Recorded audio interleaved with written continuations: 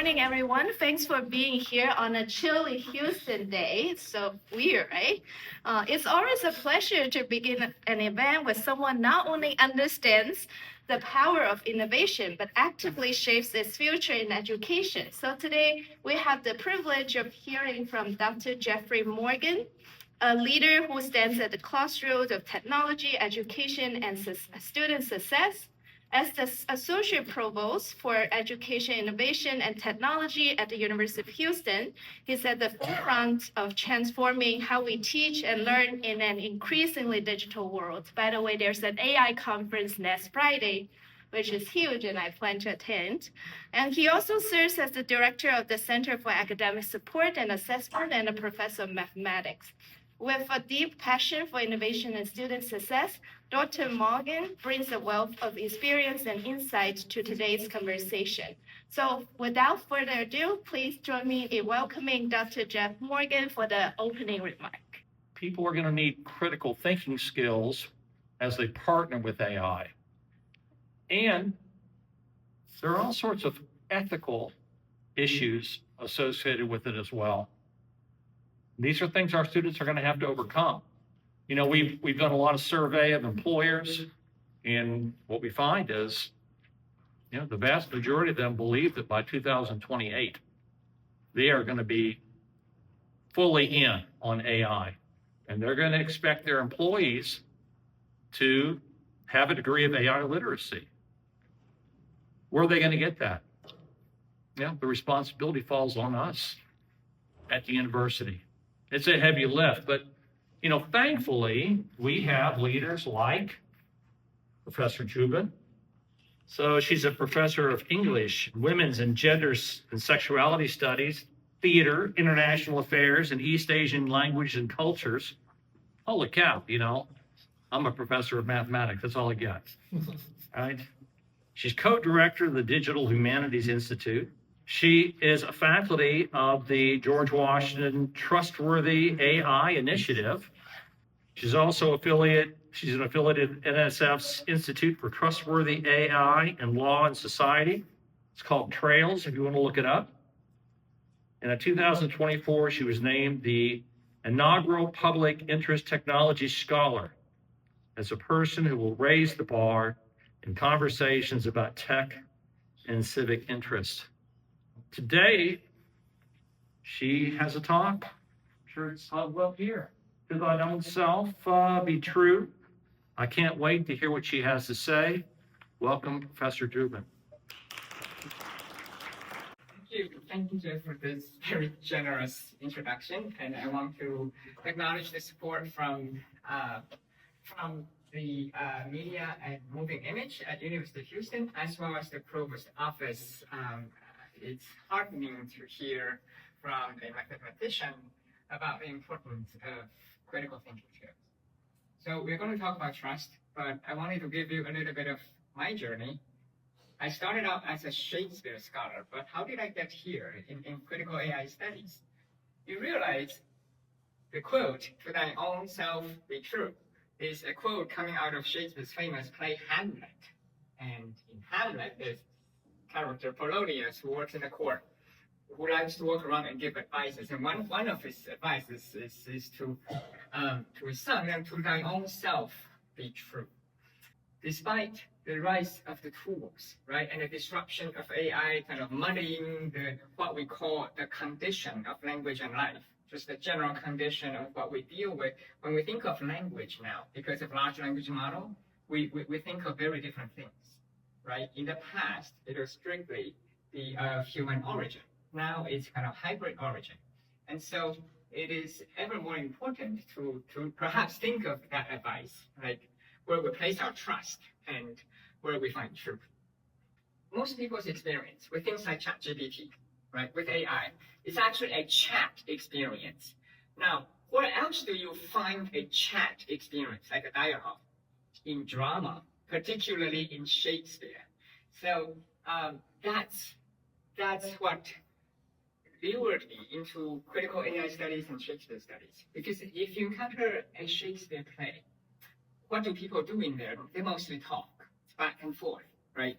And so if you take that kind of meta-cognitive meta-theatrical distance from it and think about our own interaction with AI, you will realize, okay, we're not in a play, but if you apply wisdom from attending a play, you will be better able to control and manipulate and understand the nature of this kind of conversation rather than, I'm going to ask the bot a question and the bot gonna give me a lecture. It's the ultimate answer. That's it. In fact, a lot goes on. Like, how did you frame the question? Why did you think it's an interesting question to begin with? And did you frame it in a particular way, right? That kind of triggered this particular kind of response. That is what's happening in theater, in drama. And even better, Shakespeare has this famous device, soliloquy. Soliloquy will be when a character will come on, right, and kind of confess the deepest thought to us. But anyone who's familiar with Shakespearean theater would know that you won't trust it. Hamlet comes on to be or not to be. But actually, imagine if it were ChatGPT. It's kind of based on situational input. It's based on partial things that he knows. And the character has things he feels like sharing and things he feels like perhaps twisting a little bit. So that soliloquy is simply not trustworthy. Audiences take delight and pleasure in that. Right? Wow, it's kind of pouring his heart out, but only partially because I don't really trust, and I'm going to I have a more bird's eye view, taking consideration of what the others are all saying.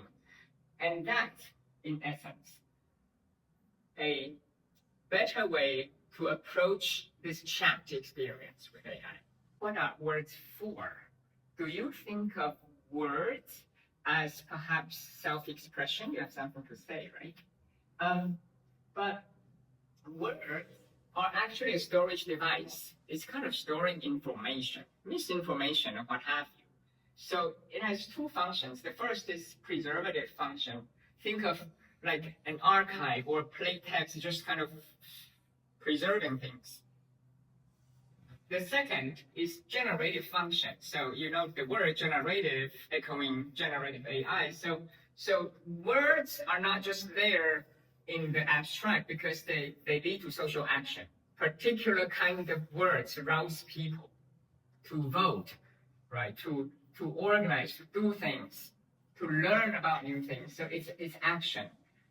If you think of theater, if the words congealed in like the playtext of Hamlet, it's not activated. It's preservative. It's just conserving these plot points. These things happen.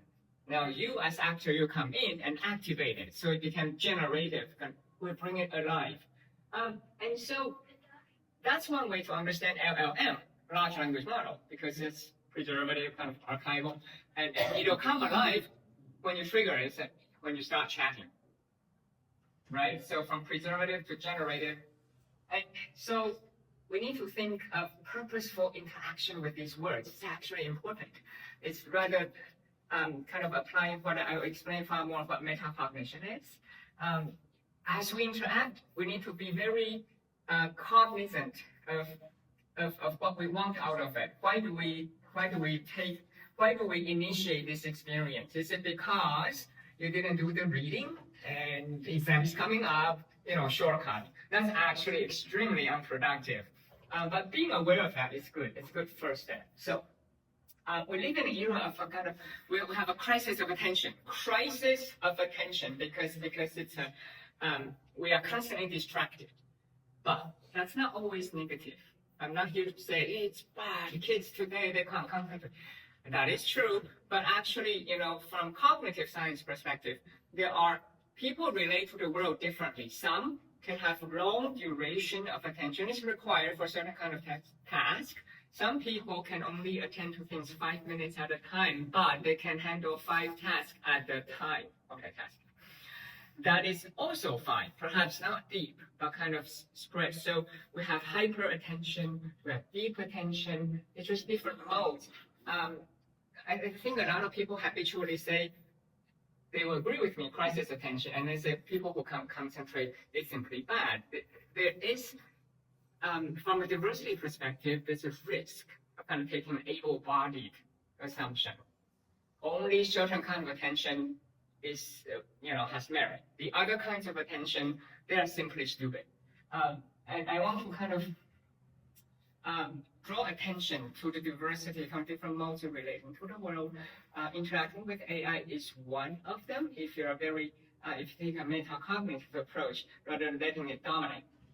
So, crisis of attention comes with deluge of data, meaning that we talk about words, right? Before we have more limited words. Now you have kind of fast, semi-auto-generated words polluting our environment, and they can do this very fast. And so it becomes a bit of a problem because we have this challenge of point number 2. We can't manage the data meaningfully, right? Processing it meaningfully. And so this is a new techno-linguistic situation. You see this new word? It's a linguistic situation, meaning, we have a conversation, we exchange notes, we exchange emails.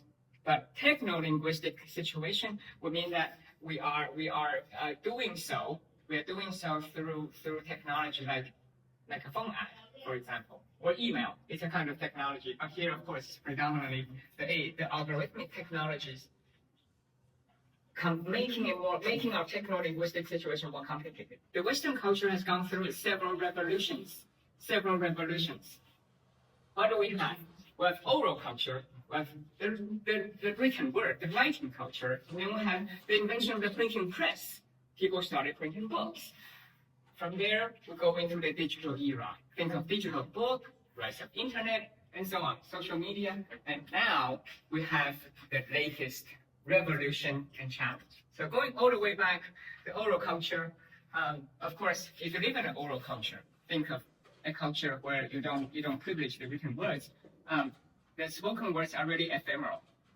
You have to be there in person to say it and so be it. That's, for example, how social contracts are carried out. Think of ancient Greece. Plato and Socrates, they actually privilege this. They think if it's hard to transmit, it is more true. So that's contradictory to us. For us, it's not written down, it's not true, right? You write it down, it's a contract, you're going to sign it with your blood. But for oral culture, no, you have to be there and say it as powerful as saying I do at the wedding. So each phase, they had different fears. They were afraid of different things. This is to say, our anxiety is not entirely new. So for oral culture, they actually had a lot of doubt about writing. So Socrates argued that if you rely on writing, you write things down all the time, it'll erode your memory and it'll weaken your mind. So this is Socrates in conversation with Plato. Typewriter's invention actually met with resistance. Here's a famous writer, American novelist Henry James.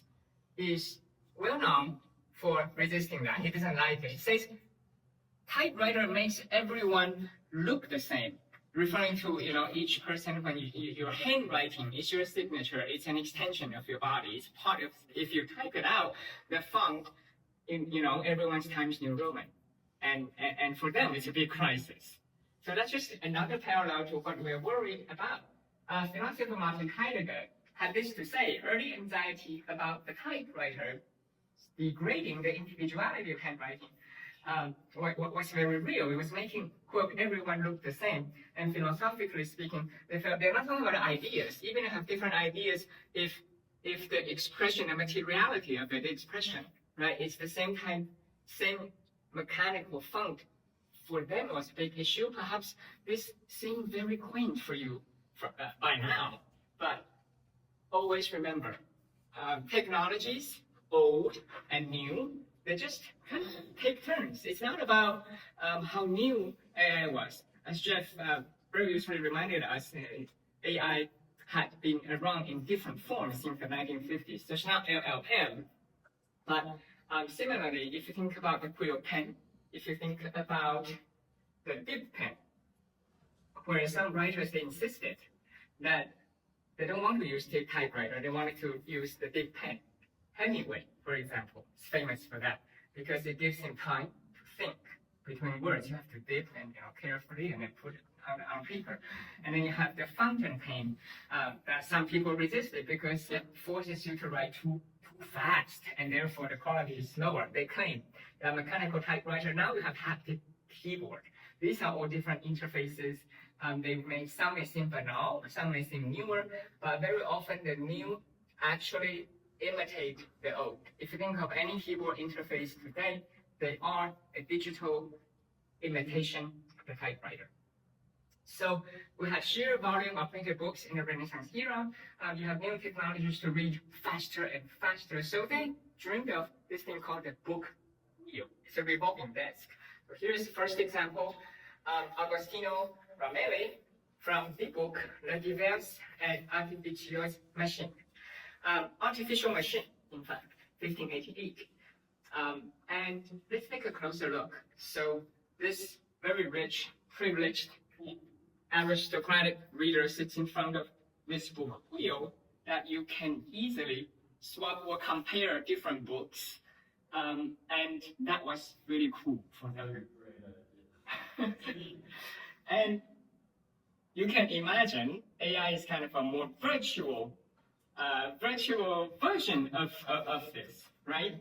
And even earlier, this is a kind of a book of a commentary of Cicero from the medieval times, 1383. And in here, you have a refrigerator-looking thing where you have lots of books. And you have on the desk something that looks like Lazy Susan.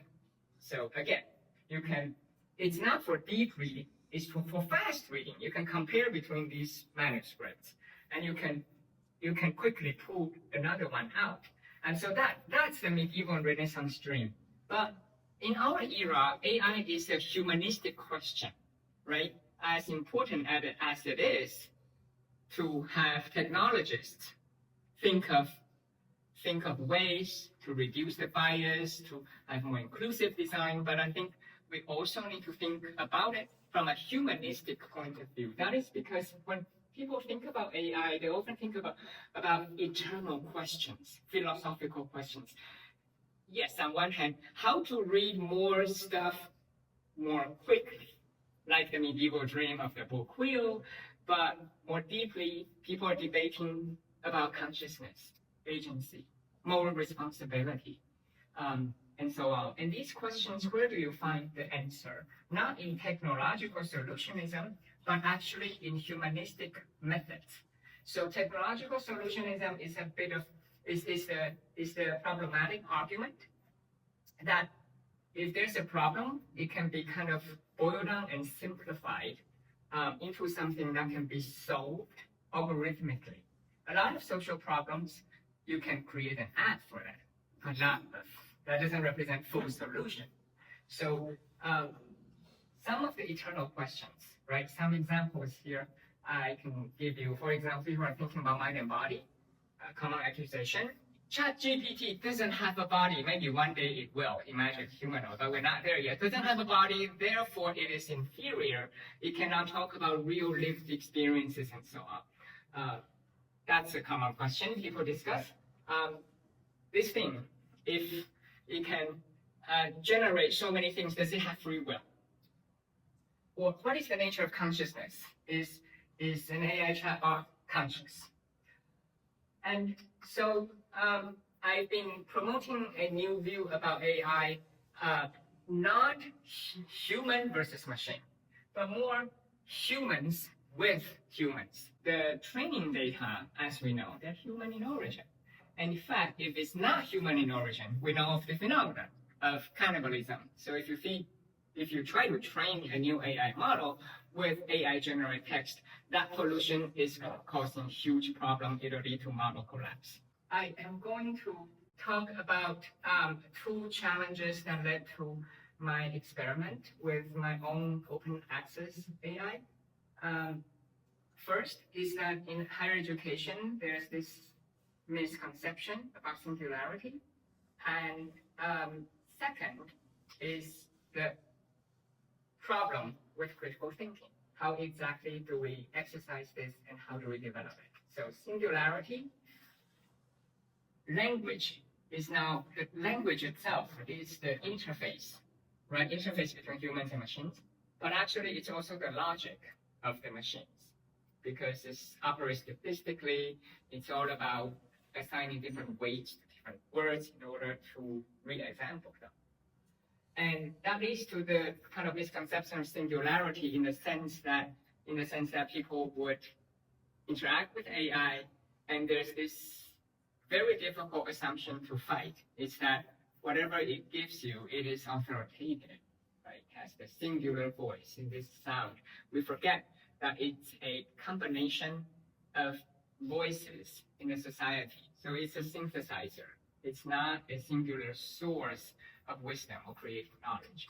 In terms of the challenge of critical thinking, is that there is this common mistake of thinking synthesis equals critical thinking. If you can synthesize, summarize something really well, right, say it beautifully, it equals knowledge. So the solution is to promote critical questioning skills. This is not just prompt engineering, but to actually enable students to have the ability to ask effective questions that are on point, that probably haven't been asked before. Even asking questions of, hey, you say we need to solve this problem. Is it the real problem, or does it lie somewhere else? Is the problem worth solving? Hannah Arendt, philosopher, had this to say: if we don't ask unanswerable questions anymore, we might lose the capacity to ask the answerable questions upon which every civilization is founded. So asking questions are really important. And we need to remember questions are data points. We think of data points as, whatever is in the data set, but actually the questions you put to it, they are important data points. And that's why we know our interaction with the free version of a lot of different commercial AIs, that those are actually being used and fed to become further training data to train their models. So meta-cognition is a fancy word, but essentially it's referring to our ability to think about thinking. Have you thought about thinking? Have you thought about how you have this particular thought?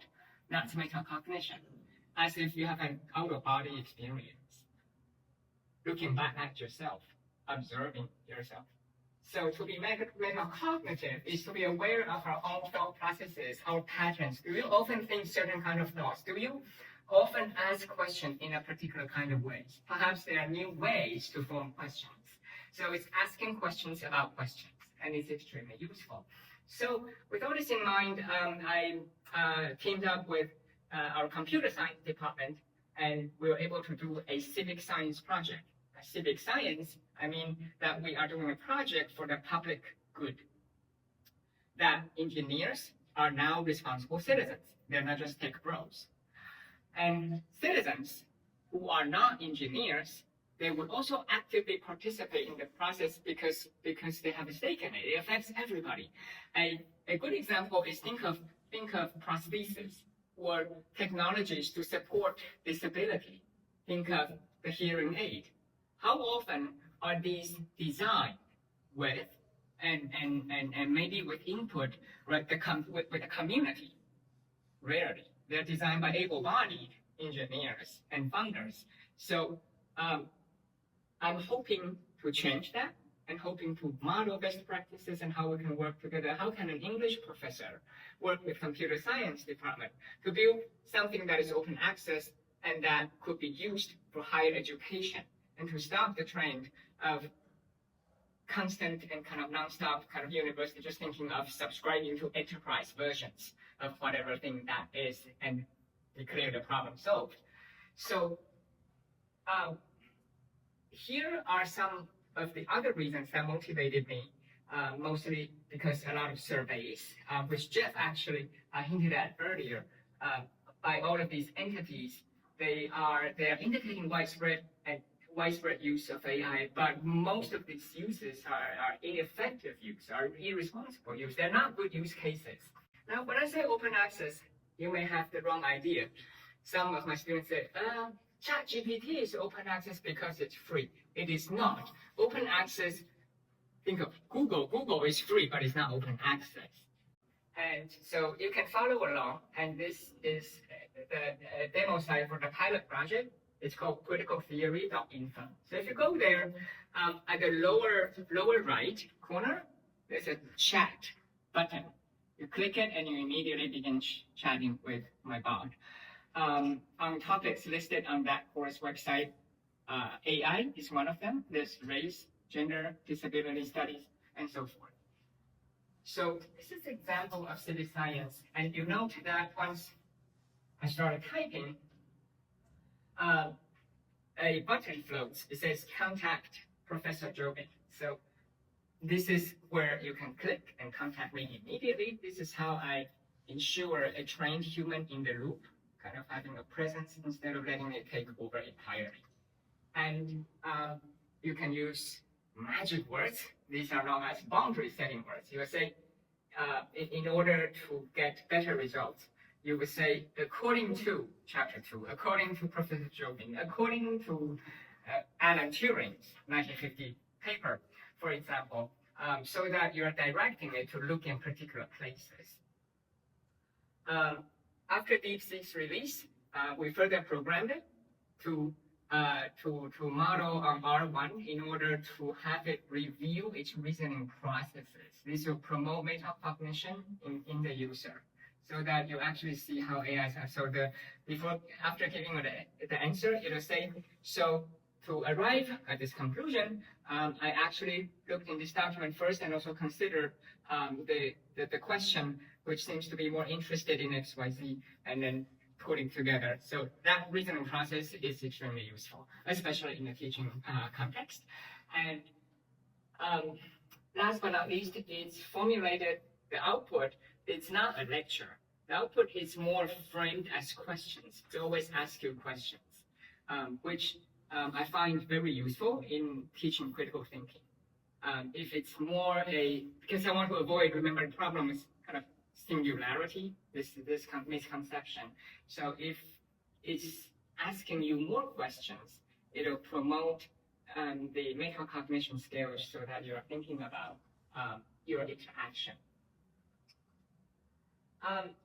So trust is a big question today.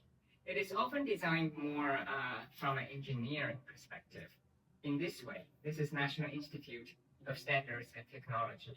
There are 4 pillars to talk about whether a model is explainable, whether it's interpretable, how it's accountable, and how transparent it is. These are all useful when building our model. We do conform to these 4 pillars in order to promote trustworthiness. But actually, my research and what I'm really concerned with is not that kind of mechanical definition of trust, but rather trust as a relational concept, as a human-centered notion. So my 4 pillar, you think about ethics of care.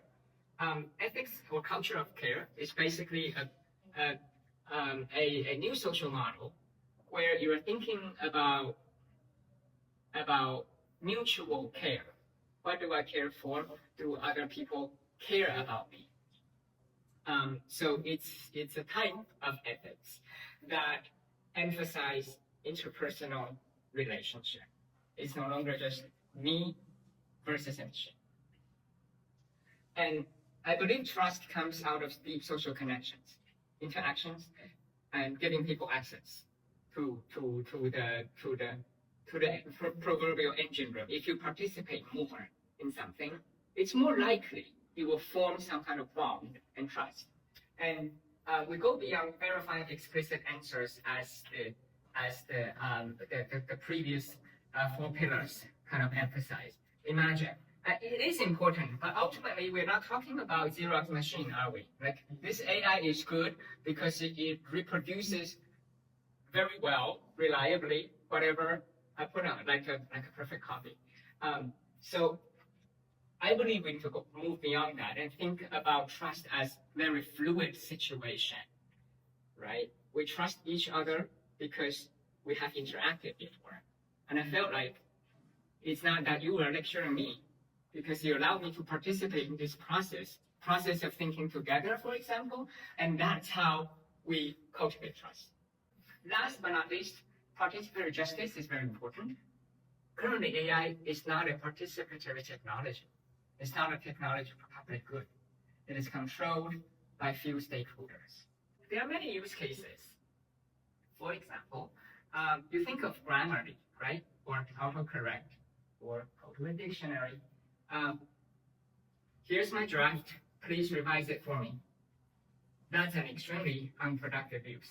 And what you will have is, yes, grammatically correct piece at the end, but it doesn't have life. It's not compelling. So instead of doing that, we can still use my AI to teach writing, but in a different way. I use it as a mirror. I'm unable to do my makeup without mirror. And we are unable to do good writing without a mirror held up to our face. So that's all I'm asking you to do, to detect patterns. It's very good at pattern detection. It's not to say, just rewrite this for me, it has to be 500 words and whatnot. I think that kind of use, it's just, you're not thinking meta-theatrically, meta-cognitively enough. The other is perhaps to simulate some kind of debate, especially historical debate, historical viewpoints about the racial history. Students can work to some extent with abstract knowledge, because none of us live in the distant historical period. So we don't have embodied experience. Neither does AI. So fair playing ground. However, you can ingest more historical documents in order to do some simulation. So a lot of these uses can amplifying AI's capacity as a simulator. Imagine pilot training, how they train in a simulator. Now, how do we train our brain in a similar social simulator? You can have it simulate historical pros and cons arguments, things that you probably haven't thought of. Practice makes perfect. So we all need to rehearse and practice to some extent. Who's going to practice with the professor in the middle of the night? Maybe your friend. Now, this is available 24/7, it's free. So it's imperfect, it's flawed, but it's still practice. And that has greatly enhanced students' preparation once our class begins. So that's another type of possible use. It can help you, number 3, connect unusual data points. We know that new knowledge can be created when you're able to connect what hasn't been connected before. So that's where hallucination comes in. There's a lot of accusation. People like to say, it hallucinates, it's stupid. So for one, that's actually able-bodied vocab. There are people with different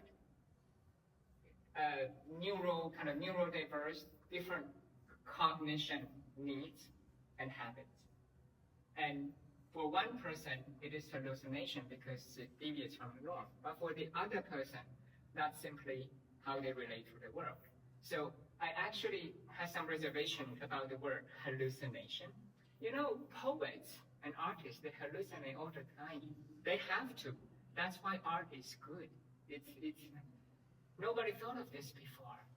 Shakespeare hallucinates plenty. He talks about smelling your way to Dover. Really? Smell? It's not using your eyes, but actually. And he talks about how you can see colors in music. There are people who actually do that. But also these metaphors are just powerful. It's just, have you thought of these different ways? When you hear a piece of music, what color do you see? It's an artistic question, right? So when Shakespeare connected these unusual data points, it gave us amazing plays. Last but not least, since this AI is tasked with asking questions more than answering questions, you can ask people questions that they perhaps didn't think of. You can start a conversation, and then the AI would come in from the left field and, hey, there's this other possible question. And I think that's more useful than anything else. So there's AI studies and literary studies. Why do they go together? First of all, in literature, we deal with the study of artifice. By artifice, we mean artful technical uses, artful uses of techniques and technologies, and probability, meaning that in any given story, if it's a successful, impactful story, there's usually some ambiguity, not just to keep your attention, but actually the openness makes it interesting. So what essentially literature is about is probability, not in a mathematical sense, but actually both fields we study probability, probable worlds. What is the likely outcome? And AI, of course, is well known for its probabilistic decision making. So the two really resonate a lot. Literature envisions worlds we want to live in, not just the world given to us, not the current world. That is the point. And AI is a social technology about construction. It's very imaginative, and it can be used to do some world making. We know that filmmakers, we know novelists, they also do world making. So AI, in my view, is an artistic form of adaptive representational technology. It's always adapting. I teach drama. So in the past, before GPT, we would, for example, do an exercise, envision Romeo and Juliet in your head. So I'm going to put them in this costume, right? It's in which era? That's the extent of it. But now we have text to image, it becomes fun, right? So you think of it as alt text as much detail as possible. And we're going to test it out, see what image it generates. Did you forget to mention their race? That's why they always come up by default white. Actually, you come from Latinx family, you're interested in Latinx adaptation. So you have to actually think of mentioning all possible details in order to have something. So it's a beta test to see your detailed description. Is it impactful? Does it capture everything you wanted to say? If you forgot to say something, out comes the image that's actually different from what you had in mind. So I'm going to end with how AI is a kind of social robotics. It's a simulation technology, as I've already mentioned. So generative AI is actually a form of social robotics. Social robotics refer to technologies that have social impact, such as technologies that can simulate social interactions. Chatbot is very obviously one of those. And in fact, if you think of autocomplete on your phone as you're texting someone, I always give you this limited number of choices. Is that, do you mean to say that? That's a type of social robotics.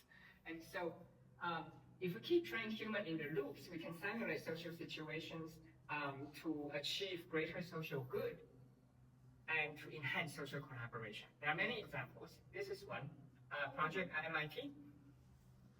It's called AI Comes Out of the Closet. So they wanted to train allies, supporters for LGBTQ community. Well, but if you're an ally, but you are not part of the community, or even if you are, it's somewhat sensitive, and it's a particular kind of task. So what do?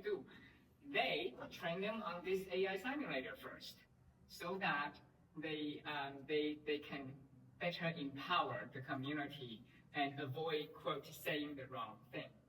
And I found that a productive, creative use of social robotics. So in this AI Comes Out of the Closet project, they have AI generate some virtual characters to interact with you, and then to practice advocacy.